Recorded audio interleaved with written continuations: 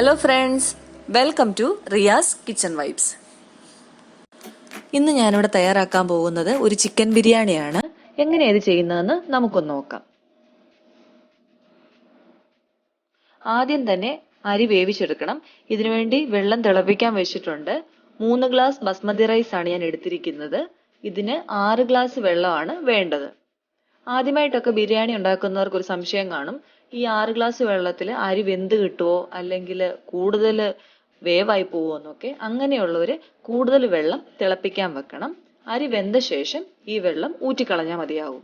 ഇവിടെ ഞാനിപ്പം കുറച്ച് സ്പൈസസ് എടുത്ത് വെച്ചിട്ടുണ്ട്. ഏലക്ക, ഗ്രാമ്പു, തക്കോലം, കുരുമുളക്, ബേ ലീഫ്. ഇതെല്ലാം കൂടെ ഈ വെള്ളത്തിലോട്ട് ഇട്ട് കൊടുക്കാം. ഇതിലോട്ട് 1/2 ടേബിൾ സ്പൂൺ നെയ്യ് കൂടെ ചേർത്ത് കൊടുക്കാം. 1 ടേബിൾ സ്പൂൺ നാരങ്ങാ നീര് കൂടി ചേർക്കണം. ഇനി ഈ വെള്ളം ഒന്ന് തിളച്ച് വരട്ടെ. വെള്ളം നന്നായി തിളച്ച് വന്നിട്ടുണ്ട്. ഇതിലോട്ട് അരി ഇട്ട് കൊടുക്കാം. ഇത് ഞാൻ 3/4 മണിക്കൂർ വെള്ളത്തിലിട്ട് വെച്ചിരുന്നതാണ്. ഈ കൂടെ ഉപ്പിട്ട് കൊടുക്കരുത്. അരി ഒന്ന് വെന്ത് വന്നതിന് ശേഷം മാത്രമേ ഉപ്പിടാവൂ. കൂടുതൽ അരി കുഴഞ്ഞു പോവരുത്. ആ ഒരു പരുവത്തിൽ വെച്ച് അരി എടുക്കണം. അപ്പോൾ ഇതൊന്ന് വെന്ത് വരട്ടെ. ഞാനൊരു പാൻ വെച്ച് കൊടുത്തിട്ടുണ്ട്. ഇതിലോട്ട് എണ്ണ ഒഴിച്ചു കൊടുക്കുന്നു. നിങ്ങൾക്ക് സൺഫ്ലവർ ഓയിലോ വെളിച്ചെണ്ണയോ ഉപയോഗിക്കാം. ഇതിലോട്ട് 1/2 സ്പൂൺ നെയ്യ് കൂടെ ചേർത്ത് കൊടുക്കുന്നു. ഇനി നമുക്ക് കാഷ്യൂ നട്ട്സ് വറുത്തെടുക്കാം.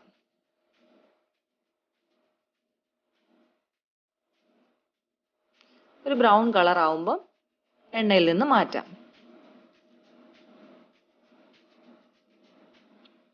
കിസ്മിസ് വറുത്തെടുക്കാം.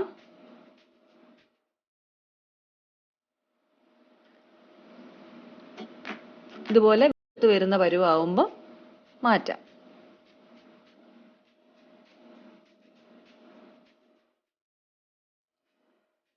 സവോള കൂടി വറുത്തെടുക്കണം. ഇത് 2 സവോളയുണ്ട്. കുറച്ച് ഉപ്പ് ചേർത്ത് വറുത്തെടുക്കാം.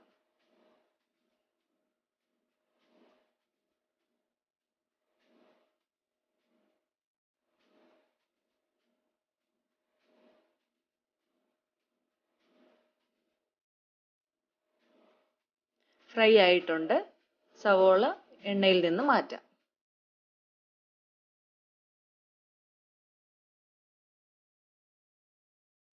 ഇനി മസാല തയ്യാറാക്കാം.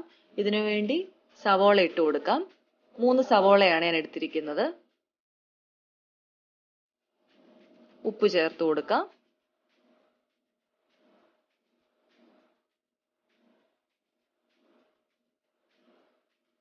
വഴണ്ട് വന്നിട്ടുണ്ട്. ഇതിലോട്ട് ഞാൻ ഇഞ്ചിയും വെളുത്തുള്ളിയും പച്ചമുളകും കൂടെ ചതച്ചെടുത്ത പേസ്റ്റ് ചേർത്ത് കൊടുക്കുകയാണ്.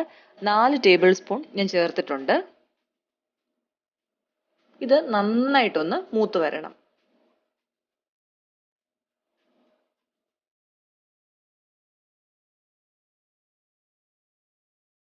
കുറച്ച് കറിവേപ്പില ചേർത്ത് കൊടുക്കാം. 1/4 സ്പൂൺ മഞ്ഞൾപ്പൊടി കൂടി ചേർത്ത് കൊടുക്കാം. 2 ടേബിൾ സ്പൂൺ മല്ലിപ്പൊടി ചേർത്ത് കൊടുക്കാം. 1 സ്പൂൺ കാശ്മീരി മുളക് പൊടി ചേർത്ത് കൊടുക്കാം.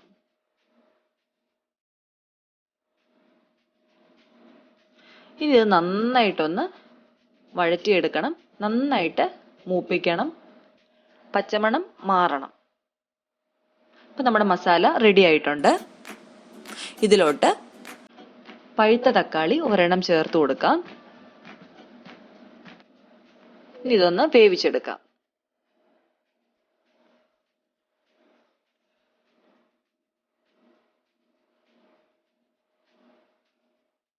തക്കാളി നന്നായിട്ട് വെന്തുടഞ്ഞിട്ടുണ്ട്.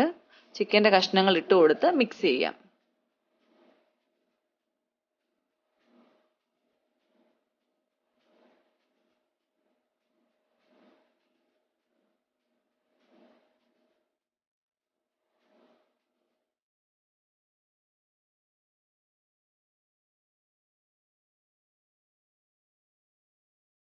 ഇതിലോട്ട് 2 ടേബിൾ സ്പൂൺ തൈര് ചേർത്ത് കൊടുക്കുകയാണേ. നന്നായി ഇളക്കി യോജിപ്പിക്കുക.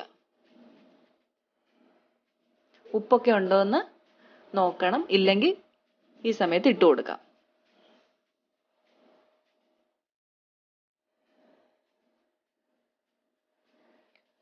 അര സ്പൂൺ ഗരം മസാല ചേർത്ത് കൊടുക്കാം.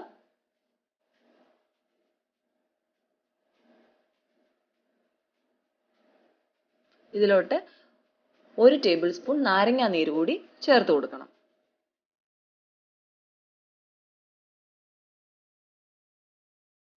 ഒരു പിടി മല്ലിയില ചേർത്ത് കൊടുക്കാം. പുതിനയിലയും കുറച്ച് ചേർക്കാം.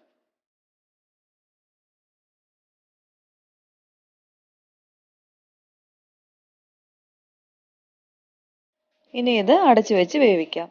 ഒട്ടും വെള്ളം ചേർക്കണ്ട, ചിക്കനിൽ നിന്ന് വെള്ളം ഇറങ്ങിക്കോളും. ഇപ്പം നമ്മുടെ ചിക്കൻ നന്നായിട്ട് വെന്തിട്ടുണ്ട്. ഇപ്പം നമുക്ക് ഈ ചാറൊന്ന് കുറുക്കിയെടുക്കണം. ഇത്രയും ഗ്രേവി നമുക്ക് വേണ്ട. ഇപ്പം തുറന്നു വെച്ച് വേവിക്കാം. ഇപ്പം നമ്മുടെ ചിക്കൻ ആയി വന്നിട്ടുണ്ട്. നന്നായിട്ട് മസാലയൊക്കെ കുറുകി വന്നിട്ടുണ്ട്.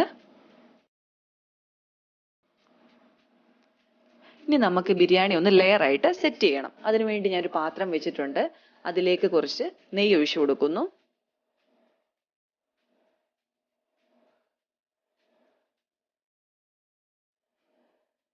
ചിക്കൻ ഈ പാത്രത്തിലോട്ട് മാറ്റാം. എല്ലാ ഭാഗത്തും ചിക്കൻ എത്തണം, അതുപോലെ വേണം ചിക്കൻ ഇട്ട് കൊടുക്കാനായിട്ട്. കുറച്ച് മല്ലിയില ഇട്ട് കൊടുക്കാം. ഇനി നമുക്ക് റൈസ് ഇട്ട് കൊടുക്കാം. റൈസിന്റെ പരുവം ഇതാണ്. ഒന്നൊന്നേ തൊടാതെ നിൽക്കണം. ഇത്രയും വേവാൻ പാടുള്ളൂ. റൈസ് നമുക്ക് ലെയർ ആയിട്ട് അറേഞ്ച് ചെയ്യാം.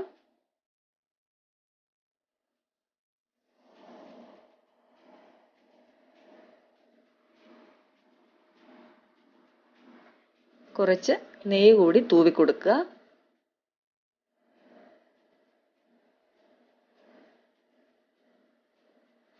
കാഷ്യൂ നട്ട്സ് ഇട്ട് കൊടുക്കാം.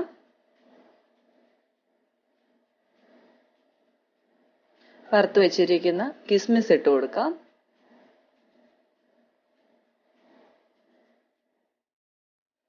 സവോള കൂടി ചേർത്ത് കൊടുക്കാം.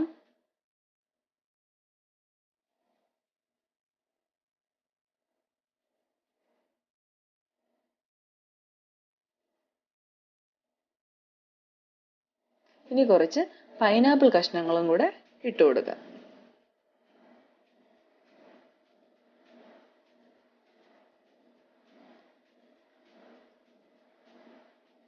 ഞാനൊരു കളറിന് വേണ്ടി ഇത് കുങ്കുമപ്പൂവാണ് എടുത്തിരിക്കുന്നത്. ഇത് ഞാൻ തേങ്ങാപ്പാലിൽ കലക്കിയാണ് ഒഴിക്കാൻ പോകുന്നത്. നിങ്ങൾ കുങ്കുമപ്പൂ ഇല്ലെങ്കിൽ മഞ്ഞൾപ്പൊടി ഉപയോഗിക്കാം. പൈനാപ്പിൾ എസൻസ് ഉപയോഗിക്കേണ്ടവർക്ക് ഉപയോഗിക്കാം. കളറൊന്നും ചേർക്കാതിരിക്കുന്നതാണ് നല്ലത്. ഇനി കുറച്ച് പുതിനയിലയും മല്ലിയിലയും ഇട്ട് അലങ്കരിച്ചെടുക്കാം.